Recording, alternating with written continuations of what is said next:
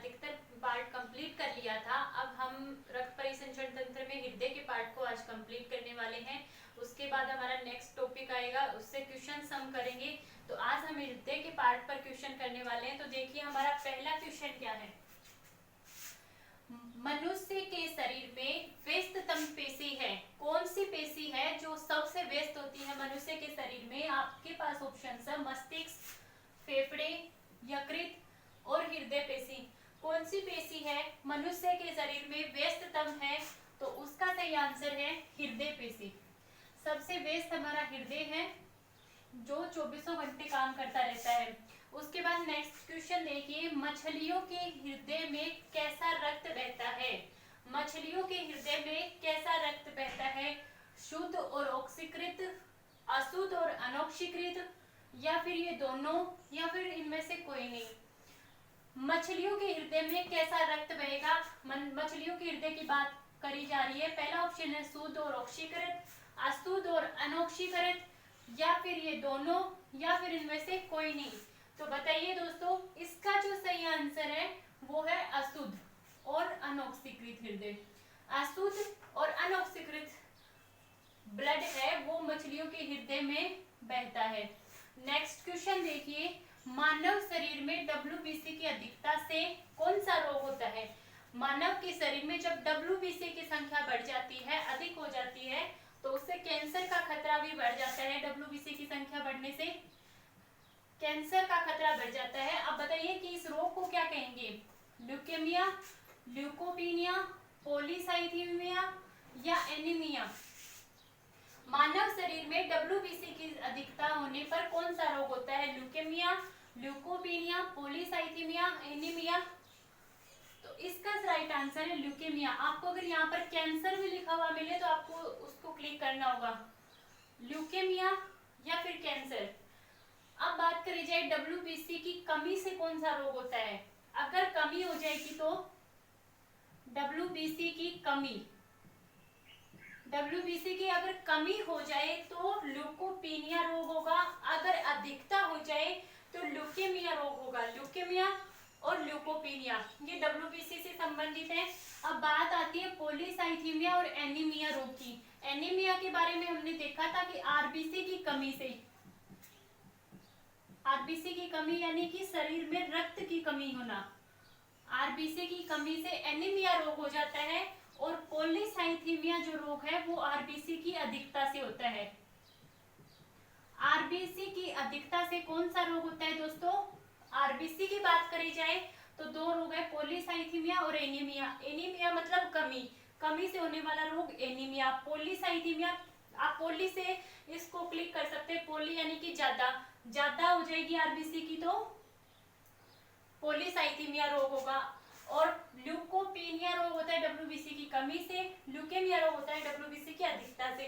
अब देखिए next question, RH antigen से प्रभावित बच्चे की गर्भावस्था में मौत होना या जन्म के तुरंत बाद मृत्यु हो जाना क्या कहलाता है? कौन सा रोग है ये? RH एंटीजन की RH एंटीजन से जो प्रभावित होगा बच्चा, तब गर्भावस्था में या जन्म के तुरंत बाद उसकी मृत्यु हो जाती है, तो इसको क्या कहेंगे? आपके पास ऑप्शंस हैं एथेरोस्क्लेरोसिस, एरिथ्रोब्लास्टोसिस फिलेटिस, तीसरा ऑप्शन है ल्यूकेमिया और चौथा ऑप्शन है थ्रोम्बोसिस। तो आपको ल्यूकेमिया तो आपने वैसे ही कैंसिल कर दिया होगा क्योंकि ये WBC की अधिकता से हो रहा है, तो भी आपके पास 3 ऑप्शन बचते हैं, थ्रोम्बोसिस, एथेरोस्क्लेरोसिस, एरिथ्रोब्लास्टोसिस फिलेटिस। कौन सा है ये?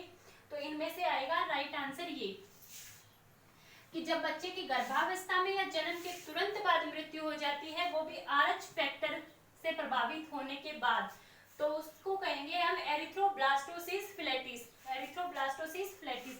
नेक्स्ट क्वेश्चन देखिए दोस्तों कि जार्विक सेवन क्या है?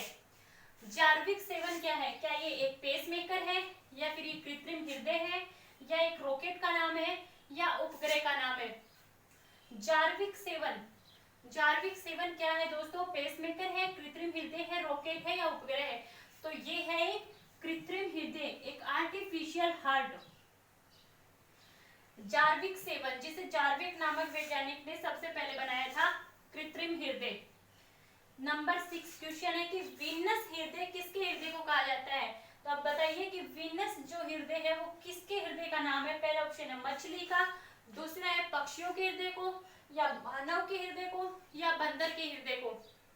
वीनस हृदय किसके हृदय को कहा जाता है। इसका राइट आंसर है दोस्तों मछली। मछली के हृदय को वीनस हृदय कहा जाता है। आप देखते हैं नेक्स्ट क्वेश्चन।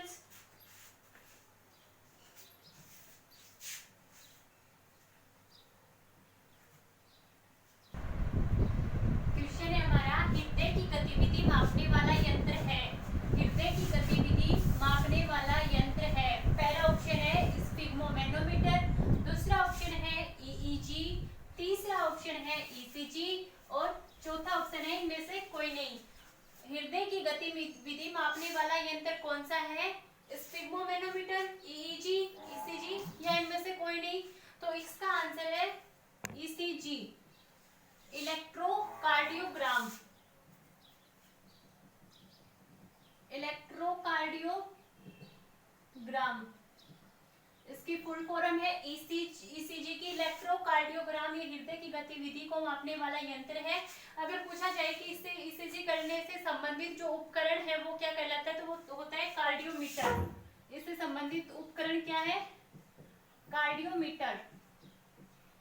दूसरी बात है कि स्फिग्मोमेनोमीटर किस काम में आता है, तो ये हमने कल पढ़ा था रक्तदाब।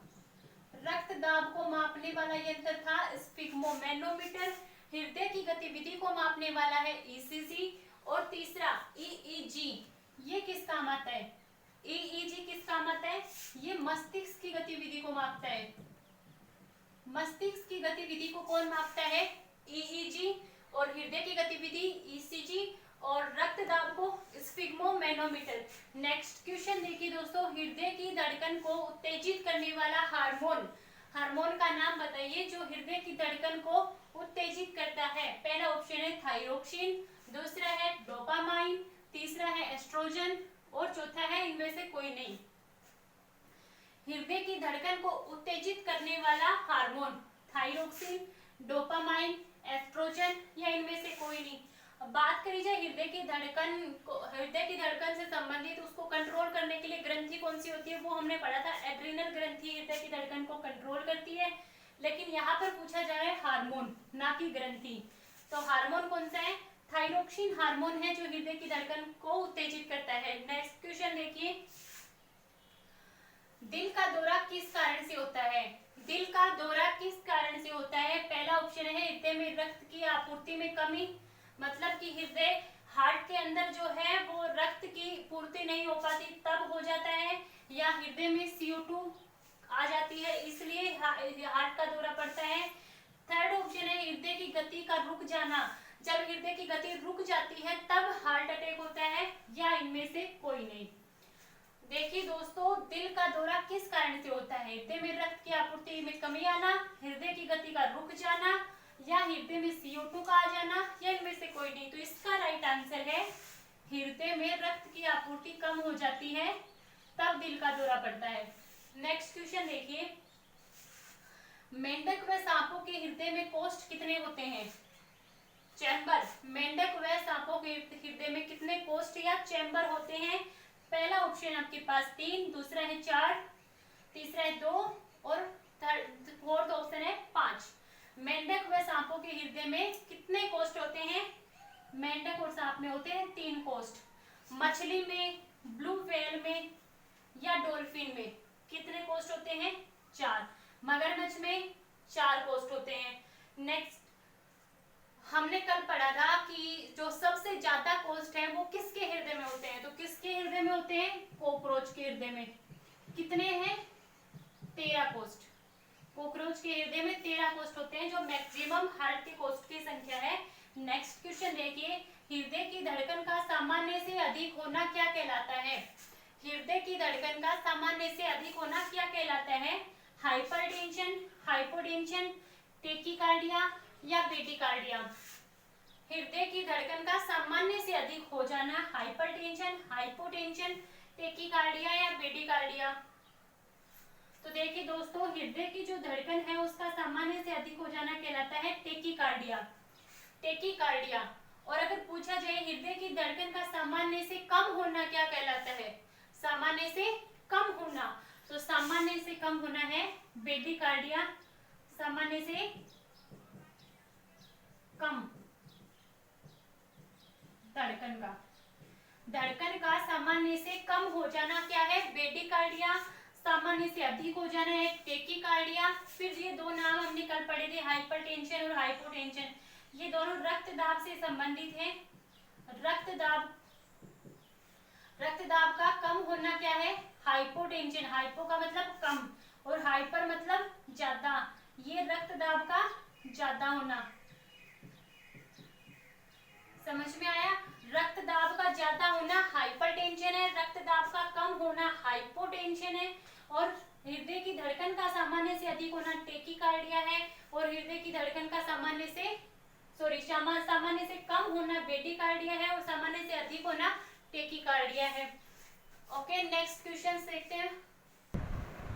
नेक्स्ट क्वेश्चन है दोस्तों, संकुचन चरण के दौरान अधिकतम दबाव जिस पर मुख्य धमनी के माध्यम से हृदय ब्लड को छोड़ देता है उसे क्या कहते हैं। संकुचन चरण के दौरान अधिकतम दबाव जिस पर मुख्य धमनी के माध्यम से हृदय ब्लड को छोड़ देता है उसे क्या कहते हैं, बताइए दोस्तों। और उसी के साथ नेक्स्ट क्वेश्चन भी देखिए कि हृदय के रिलैक्स या विस्तार चरण के दौरान धमनियों के न्यूनतम दबाव को क्या कहा जाता है। पहला क्वेश्चन है हमारा, संकुचन चरण के दौरान अधिकतम दबाव जिस पर मुख्य धमनी के माध्यम से हृदय ब्लड को छोड़ देता है उसे क्या कहते हैं। यानी कि जब हृदय में जो है वो संकुचन होगा, अगर किसी चीज में संकुचन होता है तो उस पर दबाव जो है वो अधिकतम रहेगा, यानी कि हृदय में जब संकुचन होगा तब दबाव अधिकतम होगा। उस टाइम पर क्या होगा कि मुख्य धमनी के माध्यम से हृदय ब्लड को छोड़ देगा, तो उसे हम क्या कहते हैं, सिस्टोलिक दबाव। इसका आंसर है सिस्टोलिक दबाव। जब संकुचन हुआ तो जब वो दबाव हुआ उसे क्या कहा, सिस्टोलिक दबाव। अब नेक्स्ट है हृदय के रिलैक्स या विस्तार।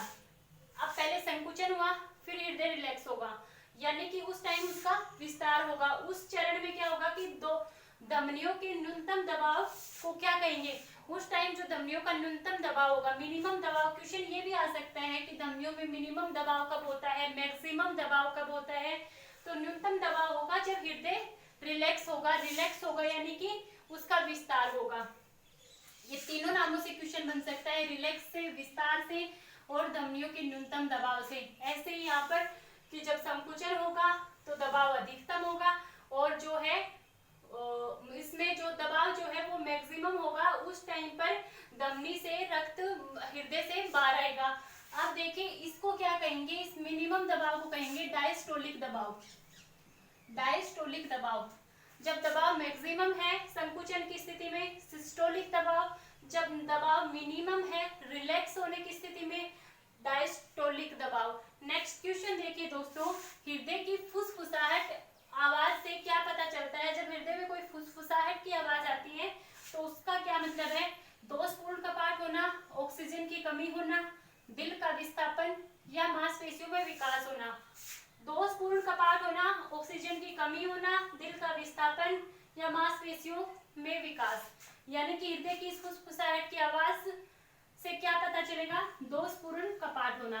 हृदय की फुसफुसाहट की जो आवाज होती है उसका संकेत है दोषपूर्ण कपाट होने का। नेक्स्ट क्वेश्चन है दोस्तों, प्रथम हृदय ध्वनि। प्रथम हृदय ध्वनि क्या है, लब, डब, दोनों या इनमें से कोई नहीं।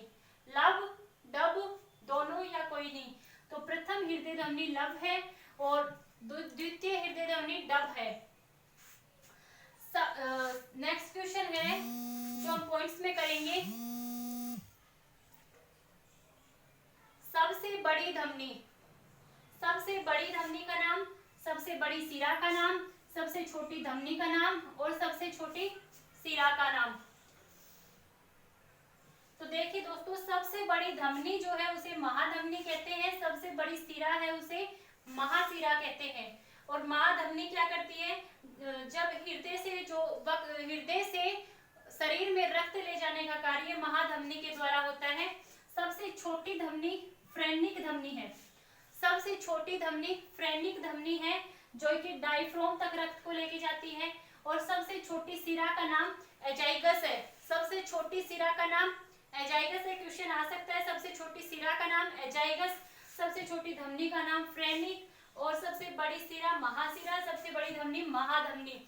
अब देखिए दोस्तों, जो हम धमनी और सिराओं का जो अध्ययन करते हैं उसे क्या कहते हैं हम? एंजियोलॉजी। धमनी और सिराओं का अध्ययन हम किस में करते हैं? एंजियोलॉजी में। और जो है अगर धमनी और महासिरा में कुछ प्रॉब्लम आ जाए, कुछ समस्या आ जाए, तो उसका जो जांच है वो हम कैसे करेंगे? उस जांच को हम करेंगे एंजियोग्राफी। उस जांच को बोलते हैं एंजियोग्राफी। अध्ययन किसमें किया?